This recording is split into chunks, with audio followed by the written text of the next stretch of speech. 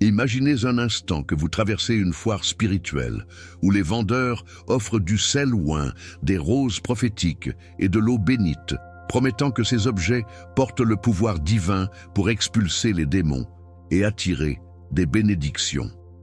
Cette scène, qui peut sembler familière à de nombreux chrétiens, révèle une pratique qui a été silencieusement infiltrée dans les églises modernes. Ce qui est vraiment préoccupant, c'est la façon dont les croyants changent, sans le savoir, la foi œil du Dieu vivant aux objets inanimés. La Bible nous enseigne que notre foi doit être fermement ancrée en Jésus-Christ, pas dans les amulettes ou les talismans déguisés en objets sacrés. Lorsque nous examinons cette pratique à travers l'objectif des Écritures, nous découvrons qu'elle porte un souvenir troublant aux anciennes pratiques de sorcellerie. L'apôtre Paul a averti les Corinthiens de l'importance de maintenir la simplicité de la foi en Christ, 2 Corinthiens 11:3, avertissant contre tout détour qui pourrait compromettre la pureté de l'Évangile. Ce transfert de la foi du Créateur vers la création représente l'un des dangers les plus subtils auxquels les croyants modernes sont confrontés. Dieu n'a pas besoin d'intermédiaires physiques pour manifester sa puissance dans nos vies. La véritable autorité spirituelle découle directement de notre relation intime avec le Père Céleste, pas d'objet matériel que nous pouvons toucher ou posséder.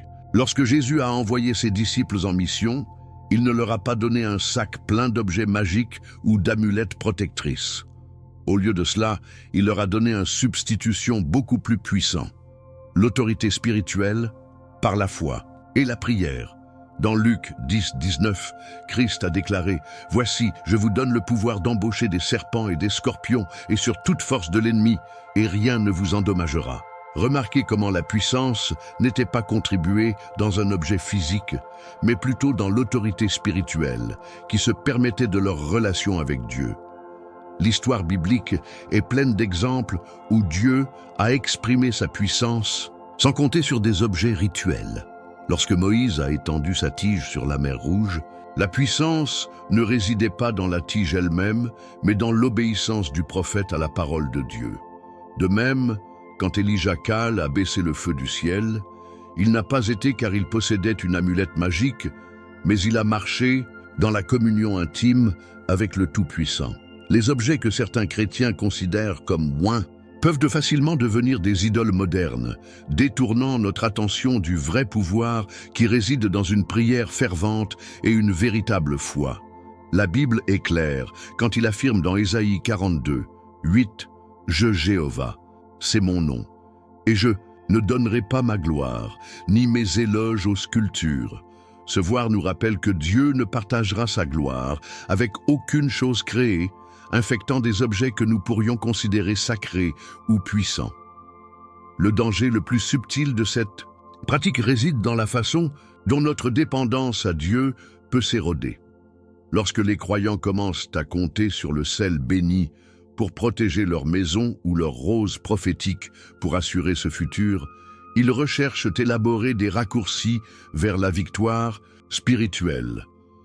La vraie vie chrétienne nécessite une discipline spirituelle, une prière constante, une étude de la Bible et une transformation continue du cœur par le Saint-Esprit. Vous êtes des objets magiques, promettent des résultats instantanés sans avoir besoin d'une croissance spirituelle ou d'une relation de député avec le Christ. C'est comme essayer de construire des muscles spirituels, prenant des pilules magiques au lieu de faire de l'exercice dans le gymnase de la foi. La Bible nous enseigne dans Hébreux 11:6 que sans foi, il est impossible de plaire à Dieu, parce qu'il est nécessaire qu'il s'approche de Dieu, croit qu'il y a et qu'il accorde à ceux qui le cherchent. Remarquez comment cela met l'accent sur la recherche de Dieu lui-même, sans chercher des objets qui pourraient le représenter. Lorsque notre foi est transférée à des objets physiques, nous perdons l'occasion de développer cette relation intime et personnelle que Dieu souhaite avoir avec chacun de ses enfants. La puissance de Dieu coule à travers la relation, et non par des artefacts de relifact ou des articles de bénisse, que nous pouvons acheter ou posséder. L'histoire du christianisme primitif nous montre un contraste marqué de ces pratiques modernes. Les premiers disciples ne portaient pas de sacs pleins d'objets sacrés lorsqu'ils ont prêché l'Évangile. Dans le monde connu, au lieu de cela, ils ont porté la puissance du Saint-Esprit en eux, ont dit à travers leur vie transformée et leur foi inébranlable en Jésus-Christ. Dans Actes 3:6, lorsque Pedro a guéri le boiteux à la porte du temple, il a déclaré « Je n'ai ni argent ni or, mais ce que je vous ai donné. Au nom de Jésus-Christ de Nazareth, se lève et allez. » Sa source de puissance n'était pas une pièce de monnaie bénie ou une relique sainte, mais le nom de Jésus et l'autorité qui passe par une véritable foi. Cette simplicité et cette impureté de la foi primitive contrastent considérablement avec la complexité rituelle que de nombreuses églises contemporaines ont envahie.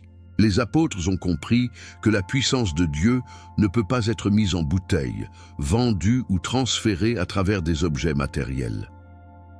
La véritable onction vient du Saint-Esprit qui habite dans chaque vrai croyant, pas des huiles ou des éléments physiques spéciaux que nous pouvons acquérir. Lorsque nous examinons le ministère de Jésus, nous voyons que ces miracles sont passés de sa nature divine et de sa parfaite obéissance au Père, et non des outils magiques ou des objets rituels. Cette tendance à la dépendance des objets oints, elle peut nous conduire dangereusement près du territoire de la sorcellerie où le pouvoir est attribué à des éléments physiques au lieu du Dieu vivant.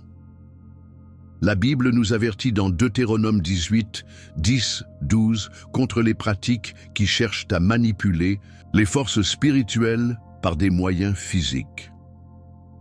Lorsque les chrétiens commencent à croire que certains objets ont un pouvoir inhérent à changer les circonstances ou à influencer le royaume spirituel, ils adoptent une mentalité magique qui contredit les principes fondamentaux de la foi biblique. La véritable autorité spirituelle se développe par l'intimité avec Dieu, l'obéissance à sa parole et sa dépendance totale dans sa grâce et sa puissance. Insérat de chercher des objets bénis, nous devrions rechercher le visage de Dieu à travers Porrier, le jeûne et la méditation sur sa parole. La Bible nous promet dans Jacques 4, 8, à propos de Dieu, et il vous approchera. Cette promesse n'est pas la nécessité de spirer des objets ou des objets magiques. Il appelle simplement pour s'approcher de Dieu avec des cœurs sincères. Nous sommes donc en train de passer pour examiner d'autres pratiques qui peuvent se séparer du christianisme moderne. Rappelez-vous que le vrai pouvoir spirituel découle toujours de notre relation avec le Dieu vivant, jamais des objets que nous possédons ou des rituels que nous effectuons. Dans les églises modernes, il est courant d'écouter des annonces de campagnes spéciales. 21 jours de prière pour le miracle financier, 7 semaines de jeûne pour trouver un partenaire ou 40 jours de déclaration pour la santé. Ces campagnes offensent des résultats spécifiques si les participants terminent le nombre exact de jours ou effectuent les actions prescrites avec précision mathématique. Ce qui est troublant à propos de cette approche, c'est comment elle réduit la grâce de Dieu à une formule spirituelle, comme si des bénédictions divines pouvaient être déverrouillées à travers la bonne combinaison d'activités religieuses. La Bible nous enseigne que Dieu répond aux cœurs sincères, pas des calendriers parfaitement exécutés. Lorsque Jésus a enseigné à ses disciples à prier dans Matthieu 6, 7, il a spécifiquement mis en garde contre les vaines répétitions des prières mécaniques vides qui reposent sur la quantité plutôt que sur la qualité. Le danger de ces rituels répétitifs réside dans la façon dont ils peuvent transformer la prière d'une conversation intime avec Dieu en une tâche mécanique qui doit être achevée pour obtenir des récompenses. Cette approche traite Dieu comme un distributeur automatique cosmique. Insérer la bonne quantité de prière, de jeûne ou de déclaration et apaise la bénédiction souhaitée. La vraie foi biblique est basée sur la relation et non sur la répétition. Dans la sincérité du cœur, pas dans la précision mathématique de nos activités religieuses.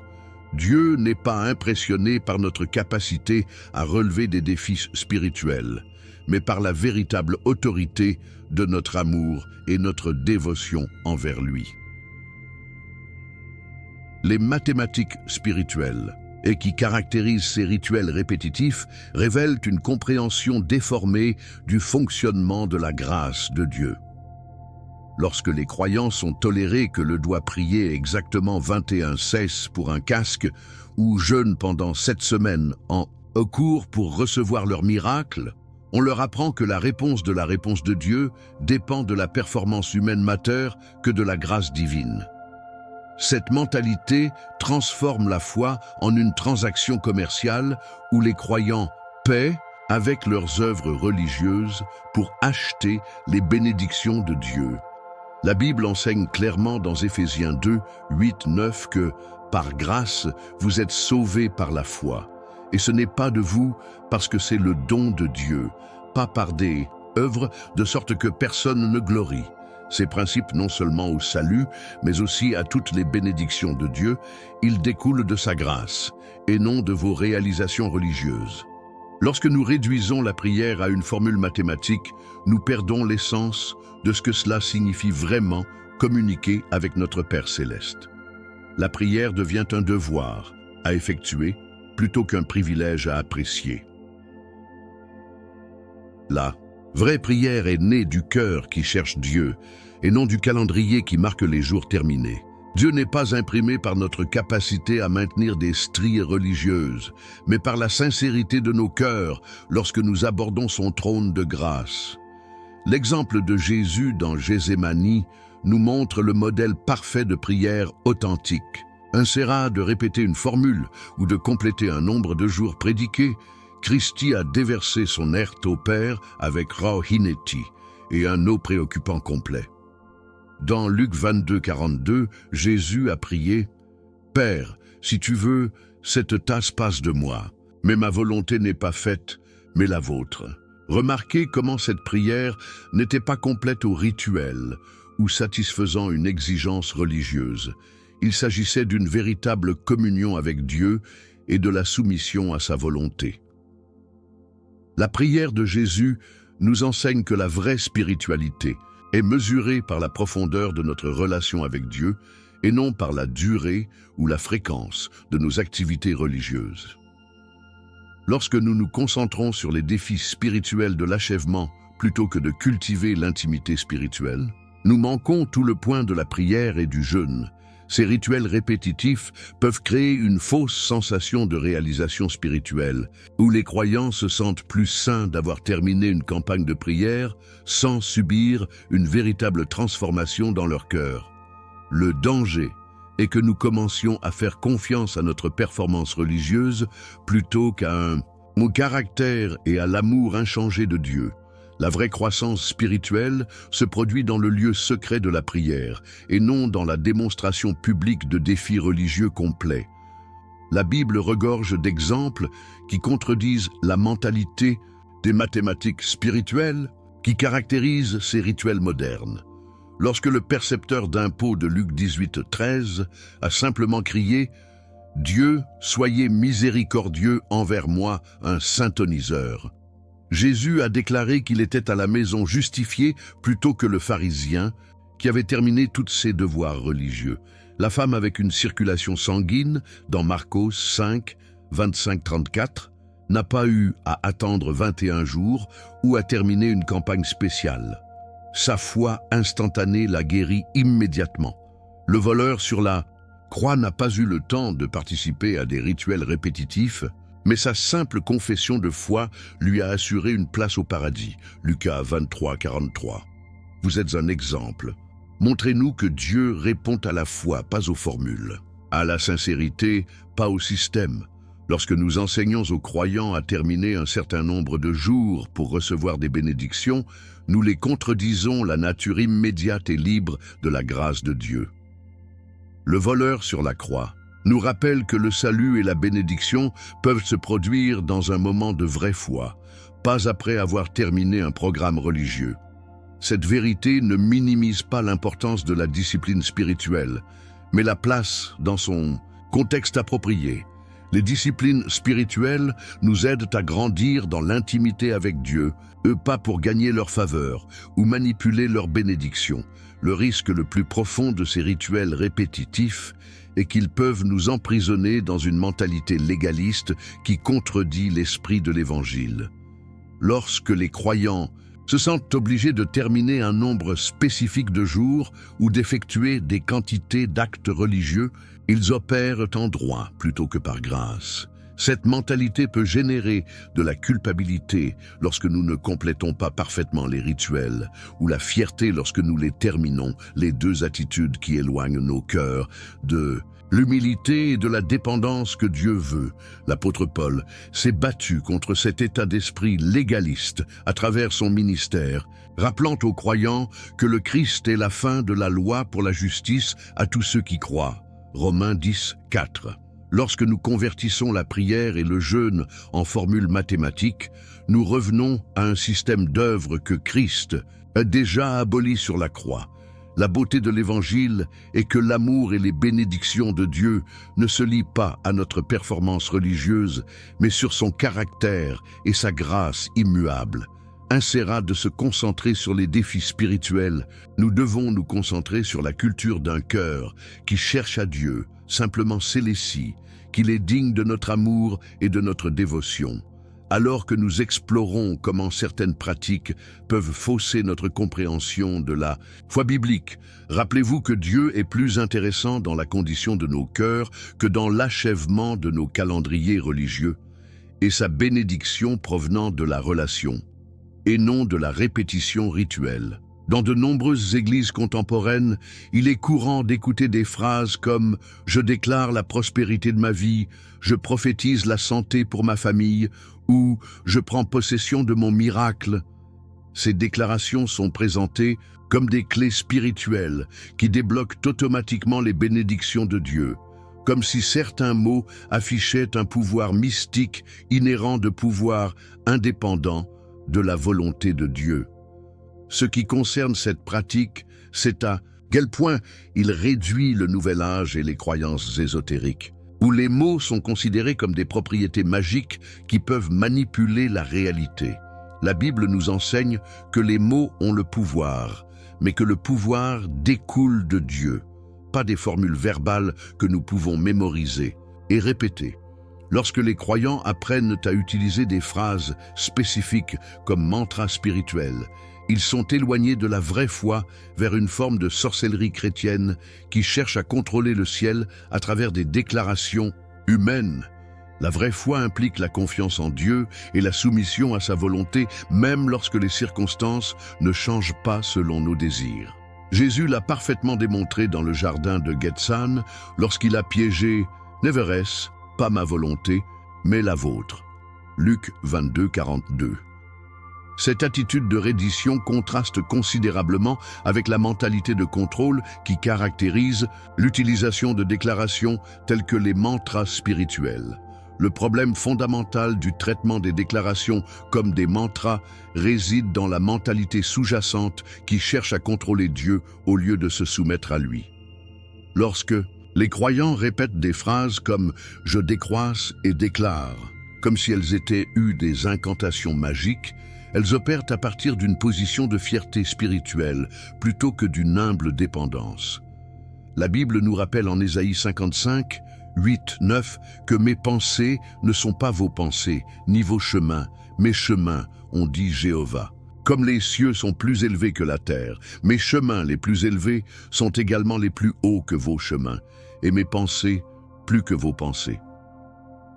Ce passage nous rappelle que la sagesse et le timing de Dieu transcendent souvent notre sous-estimation et nos désirs humains. Lorsque nous utilisons les déclarations comme attente pour forcer la main de Dieu ou manipuler les résultats spirituels, nous essayons élaborablement de rendre Dieu se conformer à notre perspective limitée, que de faire confiance à sa sagesse infinie. Le danger est que la foi devient une technique pour obtenir ce que nous voulons plutôt qu'un réimaginement de confiance et de se rendre à ce que Dieu sait le mieux. La véritable autorité spirituelle ne vient pas de déclarations mémorisées, mais de la communion intime avec Dieu et de l'alignement avec son but. Insérat d'essayer de contrôler le ciel avec nos paroles nous devrions permettre au ciel de nous contrôler à travers la parole de Dieu. La différence entre la prière biblique et les déclarations de type mantra est dans l'attitude du cœur et le but derrière les mots. La prière biblique cherche la volonté et la gloire de Dieu, tandis que les déclarations de type mantra offrent des avantages et un contrôle personnel. Lorsque Jésus a enseigné à ses disciples à prier dans Matthieu 6, 9, 13, le modèle qu'il a présenté a commencé avec « Sanctifié soit votre nom, votre royaume vient, votre volonté », plaçant la gloire de Dieu et ses objectifs avant les demandes personnelles. Ce modèle de prière nous montre qu'une communication spirituelle authentique commence par le culte et la soumission, et non par des demandes et des déclarations. En revanche, les déclarations de type mantra commencent généralement par « je déclare », « je prophétise » ou « je prends possession », plaçant l'individu en position d'autorité sur les circonstances.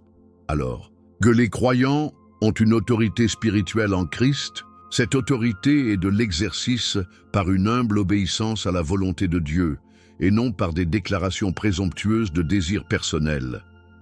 L'apôtre Jean nous rappelle dans 1 Jean 5, 14, 15 que c'est la confiance que nous avons en approchant Dieu, que si nous demandons quelque chose selon sa volonté, il nous entend. Remarquez comment cette promesse est conditionnelle à demander selon la volonté de Dieu, et non sur les mots spécifiques que nous utilisons, ou la confiance avec laquelle nous les déclarons.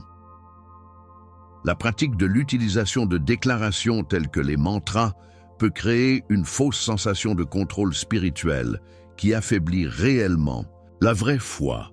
Lorsque les croyants apprennent que les formules spécifiques peuvent parler des formules spécifiques, elles peuvent se déclencher lorsque leurs déclarations ne produisent pas de résultats immédiats.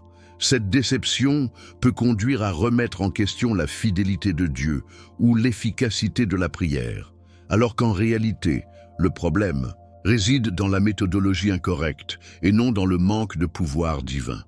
La vraie foi est renforcée en attendant, en confiance pendant l'incertitude et en paix qui vient de savoir que Dieu contrôle même lorsque nous ne comprenons pas ses chemins. Lorsque nous relayons les déclarations en tant que raccourcis spirituels, nous manquons l'occasion de développer la confiance profonde et abondante qui vient de marcher avec Dieu, à la fois répondue et les prières ininterrompues. La Bible nous enseigne dans Romains 8, 28 que toute chose fonctionne ensemble pour le bien à ceux qui aiment Dieu, à ceux qui sont appelés selon son but. Cette promesse ne dépend pas de notre capacité à déclarer des résultats positifs, mais de la capacité souveraine de Dieu à tisser même des circonstances difficiles dans son plan parfait. La vraie maturité spirituelle apprend à faire confiance à la bonté de Dieu, même lorsque ses réponses diffèrent de nos déclarations. L'exemple de Job nous donne un contraste puissant avec la mentalité de déclaration positive qui prévaut dans de nombreuses églises modernes. Écoutez l'événement, sa richesse, ses enfants et sa santé. Job ne recourt jamais à des déclarations positives pour changer sa situation. Au lieu de cela, au travail 13-15, il a déclaré « Voici, même s'il me tuera, je l'attendrai ». Ce n'était pas une confession positive désignée pour manipuler Dieu, mais une profonde déclaration de confiance dans les circonstances du caractère de Dieu. La foi de Job a été testée et raffinée par la souffrance, et non par des déclarations réussies de prospérité et de santé. Son histoire nous apprend que la foi authentique soutime nos exigences de faire confiance à Dieu dans l'obscurité, de croire en sa bonté quand nous ne pouvons pas voir sa main, et pour l'adorer même Ken, nous ne comprenons pas ses voies. Lorsque nous réduisons la foi à une collection de déclarations positives, nous nous privons de la croissance spirituelle profonde qui vient à travers de véritables épreuves et une dépendance authentique à l'égard de Dieu. Les prières les plus puissantes de l'Écriture provenaient souvent de lieux de faiblesse et de remise, et non de positions de déclaration confiante. Nous continuons donc d'examiner les pratiques qui peuvent avoir subtilement infiltré le christianisme moderne. Rappelez-vous que la fuite de l'autorité spirituelle coule de l'intimité avec et de la soumission à sa volonté. et non de votre capacité à parler avec confiance de nos désirs ou de déclarer de formules verbales positives. L'imposition des mains est une pratique biblique magnifique et puissante qui a été déformée dans de nombreuses églises modernes, devenant un rituel automatique et massif, effectué sans discernement spirituel ni direction divine. Ce qui était un acte sacré de bénédiction, de mise en service et de création spirituelle est devenu au geste mécanique réalisé sur des foules de personnes sans égard à la préparation spirituelle ou au timing divin. Dans de nombreux services religieux, nous voyons des dirigeants imposer des mains sans discrimination à des centaines de personnes, promettant des transferts instantanés d'onction, de santé ou de pouvoir spirituel. Cette approche de production de masse du ministère spirituel contredit la manière prudente et à la déclenchement dont Jésus et les apôtres pratiquaient cet acte sacré. La Bible nous avertit clairement dans 1 Timothée 5,22 « N'imposez légèrement les mains à aucune ou participez à des péchés autrement, gardez-vous purs. » Cet avertissement de Paul à Timothée révèle que le licenciement des mains porte un poids spirituel et un potentiel qui nécessite de la sagesse et du discernement. Lorsque cela pratique une partie de routine de chaque service performant, l'approche occasionnelle de la pose sur les mains dans les églises modernes reflète souvent le manque de compréhension des réalités spirituelles impliquées dans cette pratique biblique. Le contraste entre le ministère de Jésus et les pratiques d'imposition des mains modernes est surprenante et révélatrice. Lorsque le Christ a mis la main sur les gens, c'était toujours avec une compassion divine, un timing parfait et des résultats surnaturels. Dans Marc 6, 5, nous lisons qu'à Nazareth, aucun miracle ne pourrait y faire, à moins qu'il ne guérissait quelques patients, mettant ses mains sur eux. Remarquez comment même Jésus, dans sa sagesse divine, était sélectif sur le moment et sur qui il a posé la main, et les résultats subordaient à la foi et à la réceptivité spirituelle. Son approche n'a jamais été mécanique ou aveugle. Chaque instance de pose sur les mains était guidée par la volonté et le timing du Père.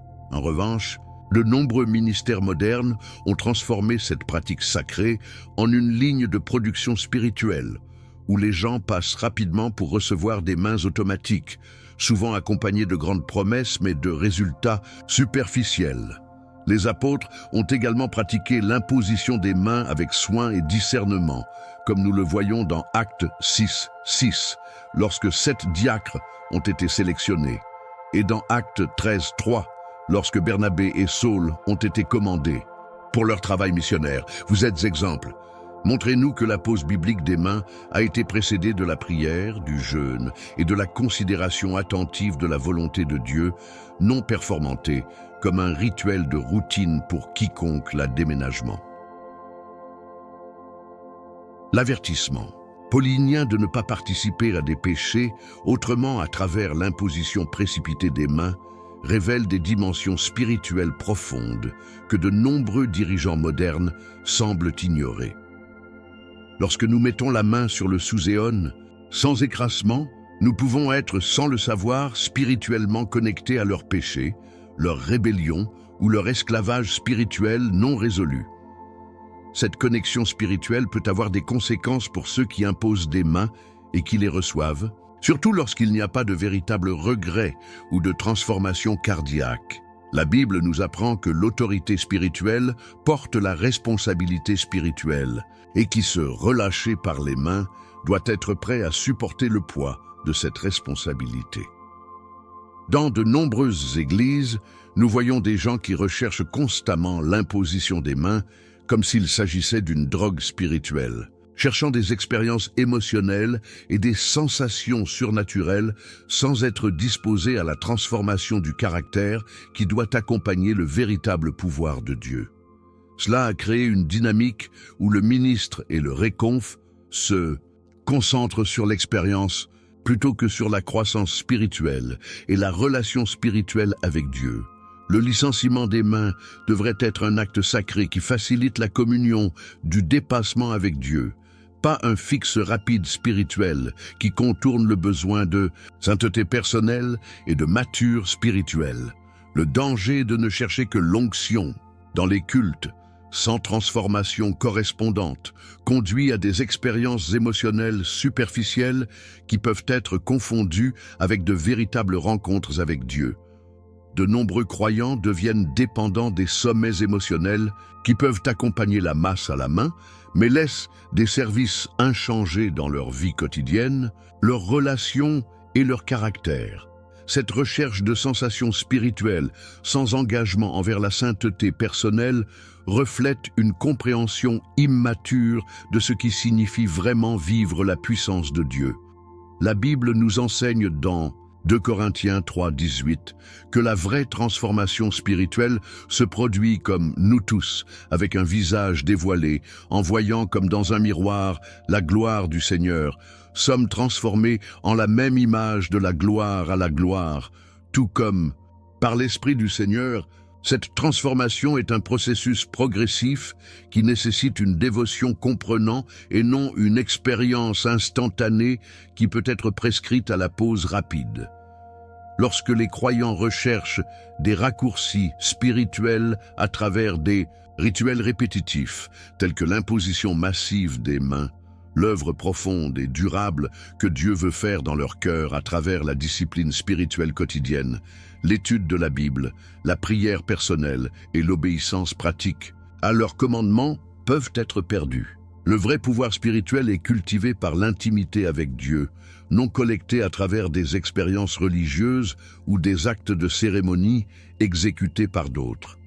La pratique biblique de l'imposition des mains doit être restaurée dans son contexte original de discernement spirituel, de direction divine et de but spécifique, instead de le traiter comme un rituel de routine qui peut être performé sur quiconque le désire, les chefs d'Église devraient retourner au modèle biblique de rechercher la direction spécifique de Dieu pour quand, comment et sur qui poser les mains.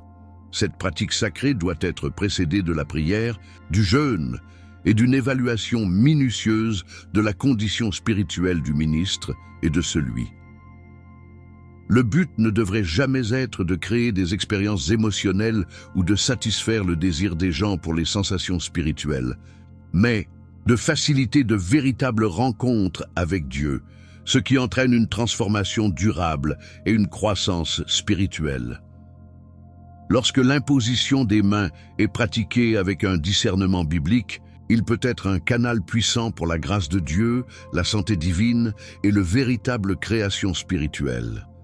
Cependant, lorsqu'il devient du rituel mécanique effectué sans sagesse ni sensibilité spirituelle, il peut ouvrir des portes à la disparition, à la servitude spirituelle et à de fausses expériences qui éloignent finalement les gens d'une relation authentique avec Jésus-Christ.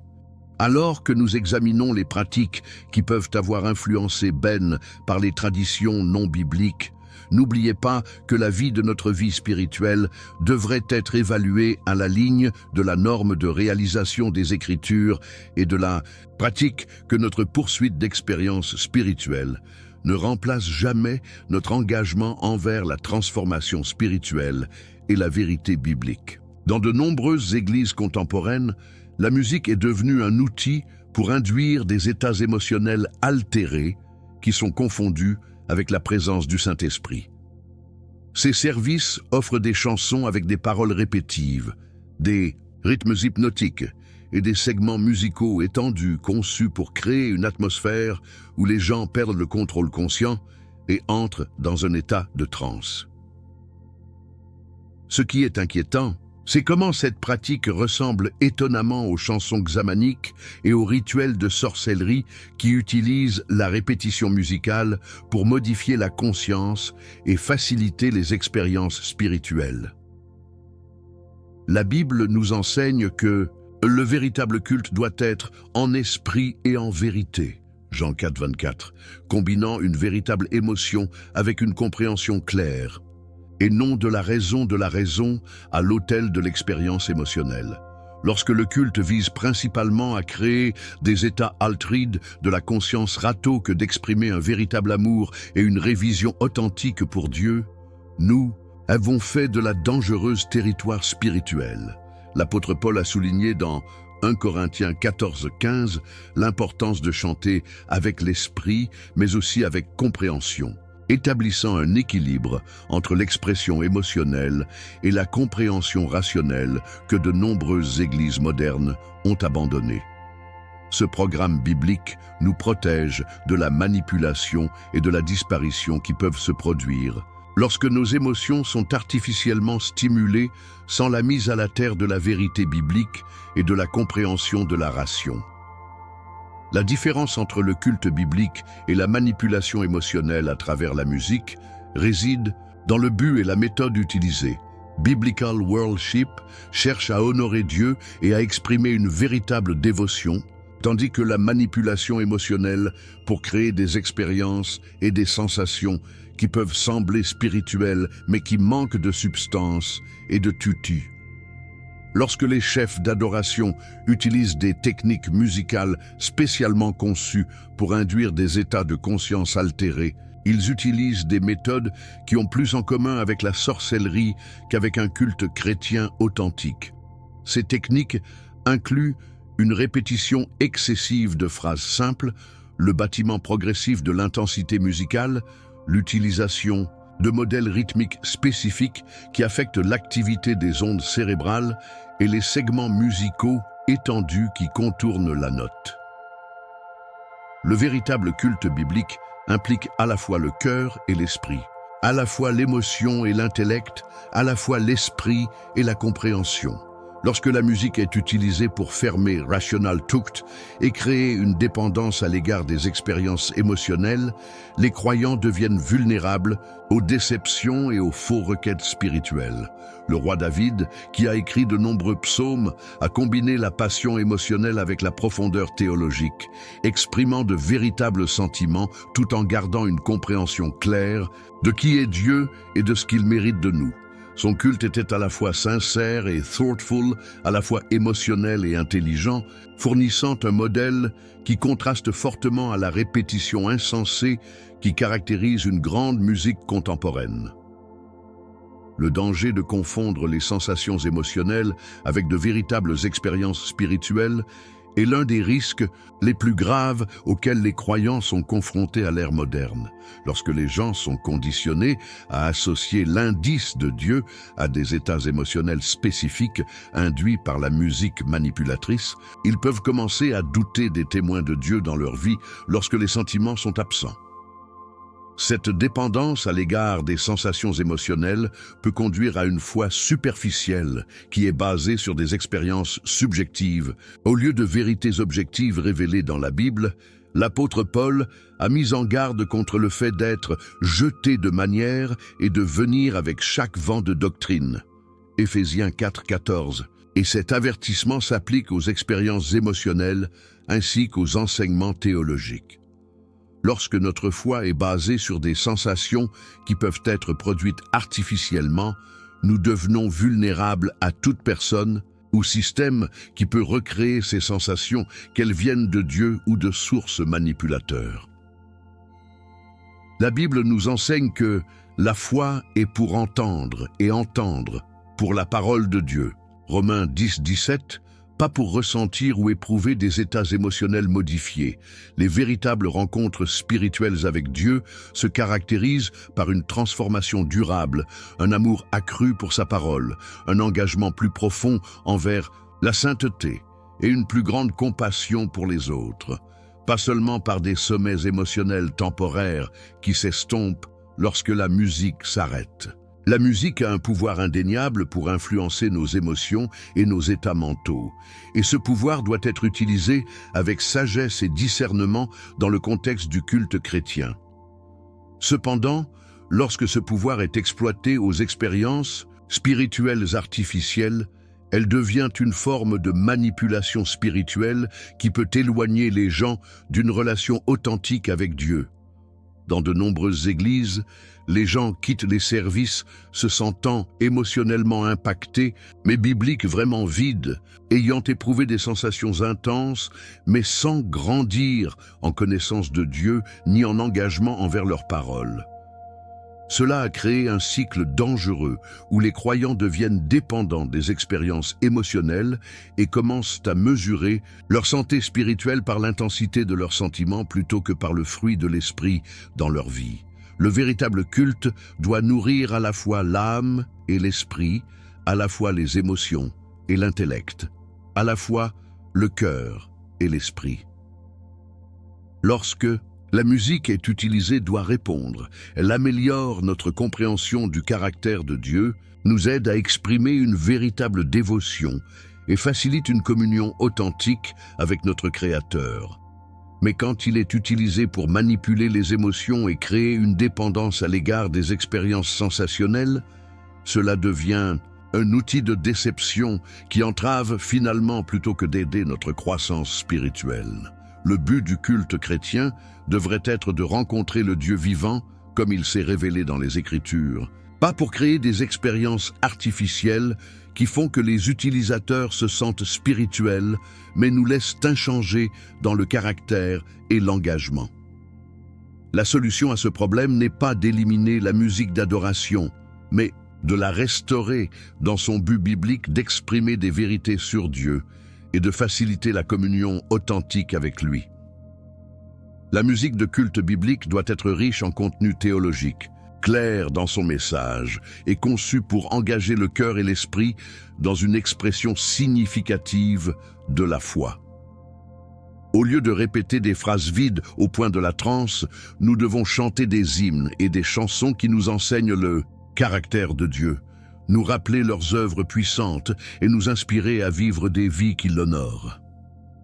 Les psaumes fournissent un excellent modèle de musique d'adoration qui combine l'expression émotionnelle avec une profondeur doctrinale, une expérience personnelle avec la vérité universelle et une dévotion sincère avec une réflexion réfléchie. Lorsque nous chantons des chansons qui sont du brut bibliquement et du son théologique, nous exprimons non seulement le culte, mais nous enseignons aussi nos cœurs et nos esprits de vérités importantes sur Dieu.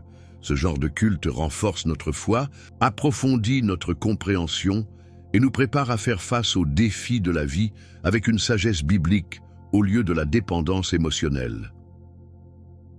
Alors que nous continuons d'explorer des pratiques qui ont peut-être subtilement influencé le christianisme moderne, rappelez-vous que l'adoration authentique est honnête intellectuellement, à la fois enrichissante, spirituellement et bibliquement saine. Dans certaines églises modernes, les éléments sacrés de la CIA et du baptême du Seigneur ont été déformés, les traitant comme s'ils possédaient des pouvoirs mystiques inhérents au lieu d'être des symboles sacrés de vérité spirituelle profonde. Cette tendance dangereuse transforme la race et le vin de communion en remède magique et l'eau baptismale en élément mystique avec des propriétés surnaturelles. Nous voyons des croyants qui gardent le pain de communion comme s'il s'agissait de la médecine divine ou recherchaient une eau bénie du baptême comme s'ils avaient des propriétés de guérison spéciale. Ce qui est profondément condamné à cette pratique, c'est que les changements se concentrent des réalités spirituelles que les symboles représentent les éléments physiques eux-mêmes. La Bible nous enseigne que le pouvoir ne réside pas dans l'élément physique, mais dans la foi et l'obéissance du croyant et dans l'œuvre rédemptrice de Jésus-Christ que ces symboles représentent. Lorsque nous commençons à attribuer des propriétés magiques au pain de communion ou à l'eau baptismale, nous tombons dans la même erreur qui a pratiqué les Israélites lorsque la désir a commencé à mélanger le serpent en bronze que Moïse avait fait. 2 Rois 18, 4. Le roi Ézéchias a dû détruire cet objet parce que le peuple avait commencé à adorer le symbole au lieu d'adorer Dieu. Cet exemple historique nous met en garde contre la tendance humaine à transformer les symboles en idoles et les représentations sacrées en objets magiques. La CIA du Seigneur a été instituée par Jésus comme un mémorial de son sacrifice, et non comme un rituel magique avec des propriétés de guérison. Dans 1 Corinthiens 11, 24-25, Christ a déclaré « Faites ceci à la mémoire de moi », établissant clairement que le but de la communion est de se souvenir et de proclamer sa mort jusqu'à ce qu'il vienne. Le pouvoir de la communion ne réside pas dans la brade et le vin eux-mêmes, mais dans ce qu'ils représentent, le corps brun et le sang de Jésus-Christ pour notre salut. Lorsque les croyants commencent à traiter le pain comme une médecine physique ou du vin comme un antidote contre les maladies, ils perdent complètement le sens spirituel de ce sacrement sacré. L'apôtre Paul a averti les Corinthiens de prendre la communion indignement, ce qui n'est pas parce que les éléments étaient magiques, mais ils se sont révélés discerner la signification spirituelle de ce qu'ils faisaient. 1 Corinthiens 11, 29. Cet avertissement nous rappelle que l'efficacité de la CEIA du Seigneur dépend de l'état du cœur du participant et de sa compréhension de ce que Christ a fait sur la croix, pas des propriétés physiques du pain et du vin. Lorsque nous transformons la communion en un rituel magique, nous le privons de sa profonde signification spirituelle et la réduit à une pratique superstitieuse qui a plus en commun avec le paganisme qu'avec le christianisme biblique. Le baptême, similaire, vous avez déformé en somme des églises d'un symbole de mort spirituelle et de résurrection à un rituel magique où l'eau elle-même est forte pour posséder des pouvoirs surnaturels. La Bible enseigne clairement que le baptême est un symbole externe d'une réalité interne, la mort au péché et la naissance d'une nouvelle vie en Christ.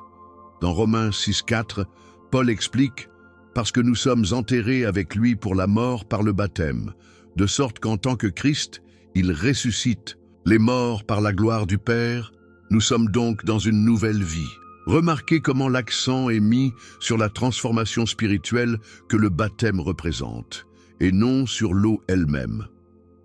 Lorsque les gens commencent à attribuer des propriétés magiques à l'eau baptismale, à la chercher, à la récupérer, ou à l'utiliser à des fins de guérison, il manque tout le point de cette ordonnance sacrée.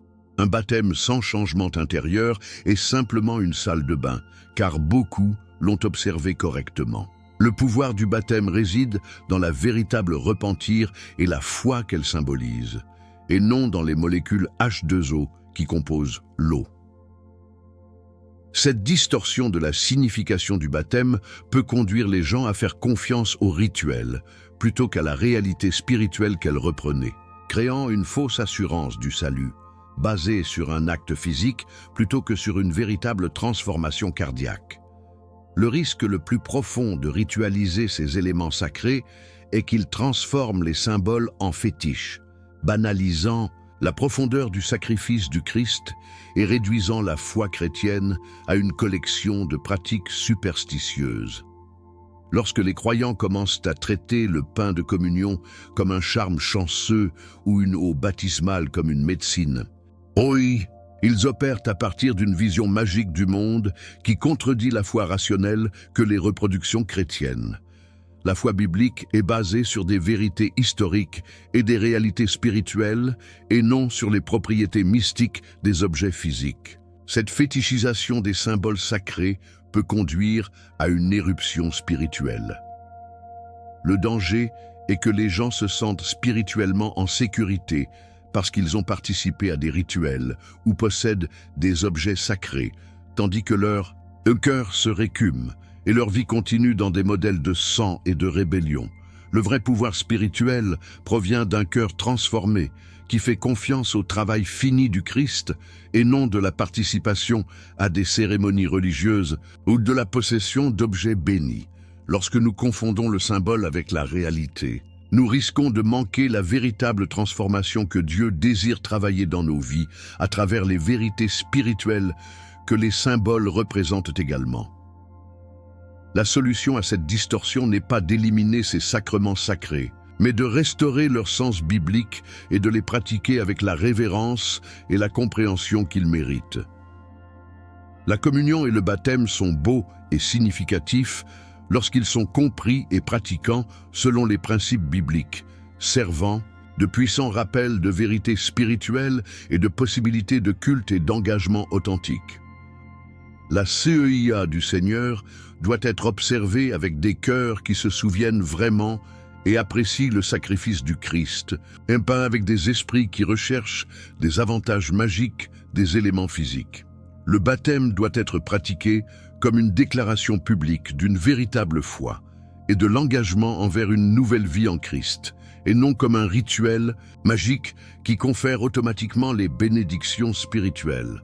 Lorsque ces ordonnances sont pratiquées avec des cœurs sous-estimés et sincères, ils deviennent des moyens de grâce que Dieu utilise pour renforcer notre foi et approfondir notre engagement envers lui. Cependant, lorsqu'ils sont déformés dans des rituels magiques axés sur les éléments physiques plutôt que sur les réalités spirituelles, les bourses entravent la foi authentique plutôt que le facteur de croissance spirituelle. Alors que nous concluons notre examen des pratiques qui peuvent avoir une influence sur l'accès à la relation avec lui, et non par la manipulation d'éléments physiques ou la performance des pratiques superstitieuses. Après avoir exploré ces 6 rituels qui ont subtilement infiltré le christianisme moderne, une question se pose naturellement. Combien d'entre elles avez-vous pratiquées sans vous en rendre compte? La vérité est que de nombreux croyants sincères sont tombés dans ces pratiques parce qu'ils semblent spirituels à la surface. Mais lorsque nous les examinons à la lumière de la Bible, ils révèlent leur vraie nature. La foi authentique n'a pas besoin de raccourcis, d'objets magiques ou de formules répétitives. Jésus-Christ a déjà payé le prix total sur la croix et sa grâce est suffisante pour tous nos besoins. Lorsque nous dépendons des rituels au lieu de la relation, nous changeons l'éternel pour le temporel, le spirituel pour le charnel. Maintenant, je veux savoir à votre sujet, lequel de ces rituels vous a le plus touché? Avez-vous reconnu l'une de ces pratiques dans votre vie ou dans votre église? Partagez votre expérience dans les commentaires. Votre témoignage peut aider d'autres croyants à discerner entre la vérité biblique et les traditions humaines. Si ce contenu a ouvert les yeux et que vous voulez continuer à croître dans le discernement spirituel, abonnez-vous à la chaîne maintenant et activez les notifications. Ne manquez pas nos prochaines vidéos où nous continuerons à exposer des vérités qui peuvent transformer votre vie spirituelle. Regardez la prochaine vidéo qui apparaît sur votre écran. Là, nous révélerons plus de pratiques qui ont déformé la foi chrétienne et comment vous pouvez les en protéger. N'oubliez pas, la vérité vous rendra libre, mais vous pouvez d'abord vous déranger. Restez ferme dans la parole de Dieu et que votre esprit vous guide vers toute vérité. Jusqu'à la prochaine vidéo, que Dieu vous bénisse abondamment.